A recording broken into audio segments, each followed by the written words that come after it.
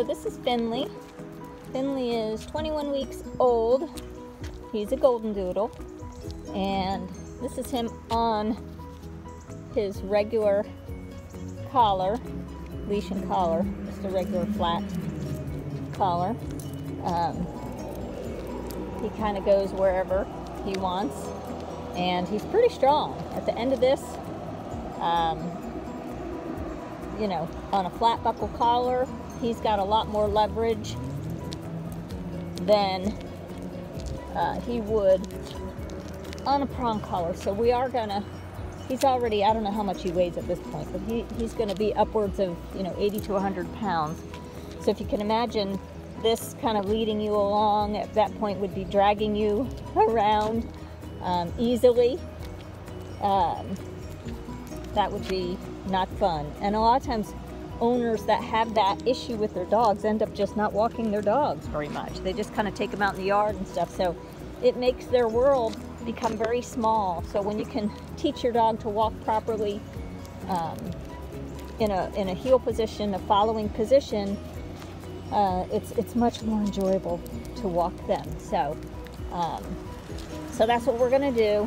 Again, here he is, car's coming, and he's just totally, you know, I'm totally irrelevant at this point in terms of me being at the other end of the leash. So it's not easy to maneuver and direct him, you know, where we want him to go. So we're gonna fit him up with a prong collar and teach him about pressure on, pressure off, and how to walk nicely on the leash in a heel position. All right, so stay tuned. Okay, so here we are again with Finley, and we fitted him with a prong collar, and we're going to just introduce him to it. It's a different sensation than what he's used to, but it's really, in my humble opinion, the best collar ever for walking your dog. Just, you know, putting a prong collar on your dog doesn't necessarily make them walk properly or follow you. You do have to teach them, you have to train them, but because it disperses the energy evenly, or the pressure evenly around their entire neck, that means less pressure on them altogether. So in other words, before, with the flat buckle collar, when he pulls, all the pressure is on one point. And typically when dogs pull, right, they pull ahead, so all the pressure is on the front of their throat. Or even in a harness, you know, all the pressure is on the front of the dog. So when you have the prong collar dispersing the pressure evenly around the entire neck, you have less pressure overall on your dog, which also means less pressure in your hand when you go to guide and direct them. Your leash is like your steering wheel, and you're teaching them to come with you, to follow you, to sit, to down, and all those things when you're training a dog. You want as little pressure as possible on them. You know, a leash is just a tool to communicate to the dog what you want. So, you know, let's face it, the prong collar, you can't see it on him because he's got so much fur, but looks like a medieval torture device. I mean, let's just get that out there, right? It does.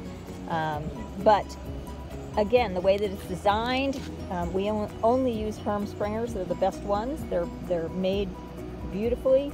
The prongs are not sharp. They shouldn't be sharp. If you have a prong collar with sharp prongs, then something's wrong. The prongs are actually rounded, machined and rounded.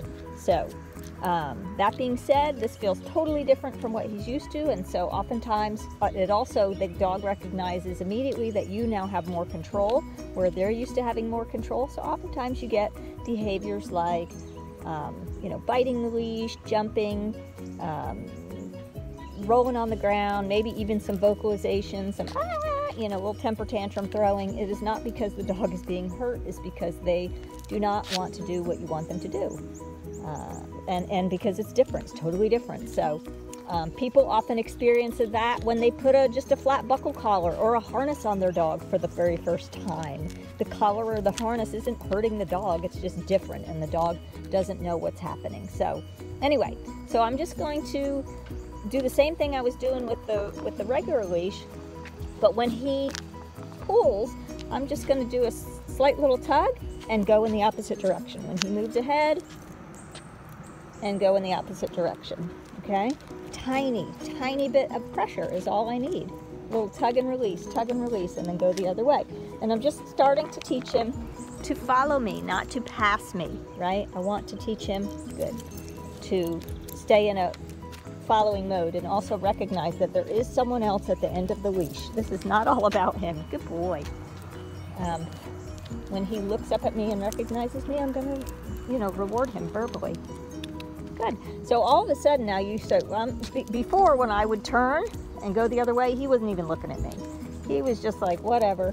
So he's already starting to recognize that, hey, I need to follow that person, right? Just by doing this. Tug, release, tug, release, tug, release. UPS is coming. So,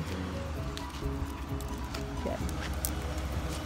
So, not uncommon for young dogs to be nervous or fearful of many things because they haven't seen them before, right? So, UPS truck, kind of scary, loud sound. Good boy. Okay. So, you know, you hear a lot of things about prong collars and, oh my gosh, why would you put that on the dog? It's terrible. Oh my God, it looks, you know, so bad. It can hurt the dog. Well, anything can hurt a dog or a person. A hammer can hurt you if you use it improperly, right?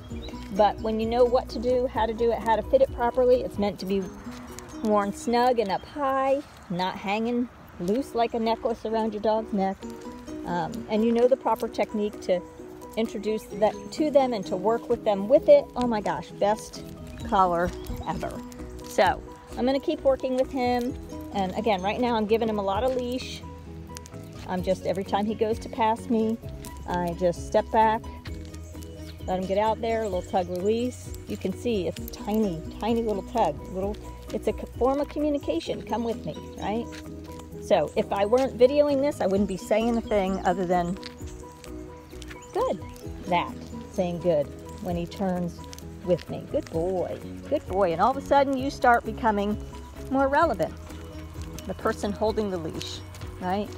You can see all of a sudden he's starting to figure it out and walking a little ahead of me. I'll work on that.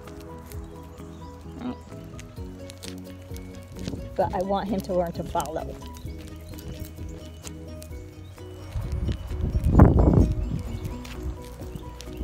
Good boy. Good job, Finley. Good boy.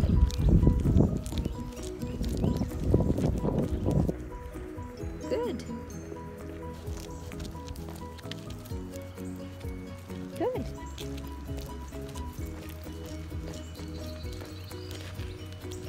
Good. Good boy. Got a nice following position. Clean it up a little bit as we go. Good boy. This is day one. Just a little bit into his time here with us. Walking nicely on the leash, right? Remember, he's going to be 80 to 100 pounds. And personally, let's go, good boy. I wouldn't care if he was only going to top out at 5 pounds.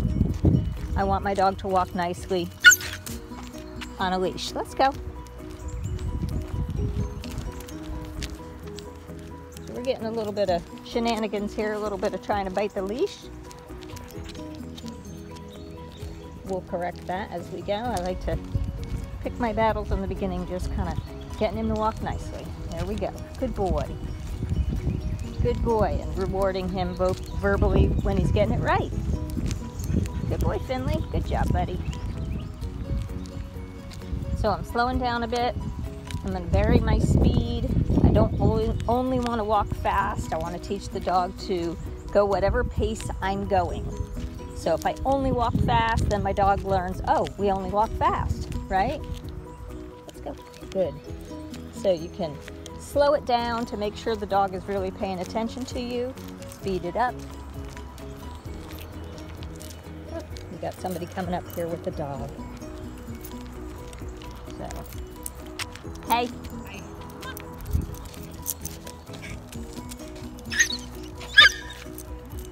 Let's go. Come on, doggo. Let's go. Good. Good.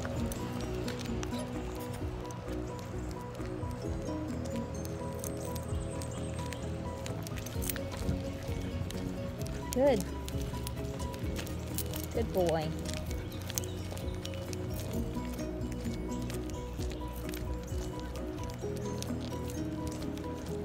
Good boy.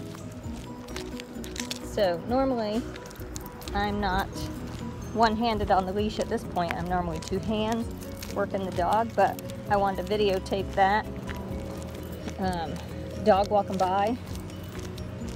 Remember, we're just a few minutes into teaching Finley how to walk nicely on the leash. So, but I like to take every opportunity I can to work the dog and teach the dog how to behave whenever whatever is going on, right? So, so you heard him pitch a little fit because, you know, he's wanting to go over and see the other dog, and you know, I just keep walking and communicating with him through the leash. Hey, we just keep walking. We don't pull, we don't bark, we don't lunge, we just keep walking. We ignore, you know, don't pay much attention at all to what's going on around us except for whoever's holding your leash, right? So, good boy. Because that's what we want. Is him to just kind of tune out everything else and tune into whoever's holding his leash, whoever's leading him. Good. So anyway, varying speed, slowing it down, teaching him to slow down when you slow down, basically just to go whatever pace you're going. Speeding up without passing, staying behind. Heel, right? That's the command. The heel command means the dog's nose is no further up than the back of your heel. So clearly, when that's happening, they're positioned behind you. To the side, but behind, right? Following mindset, okay?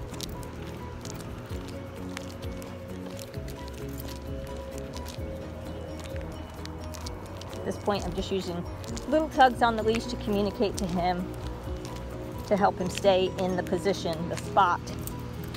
Let's go. Good. Where I want him. Good.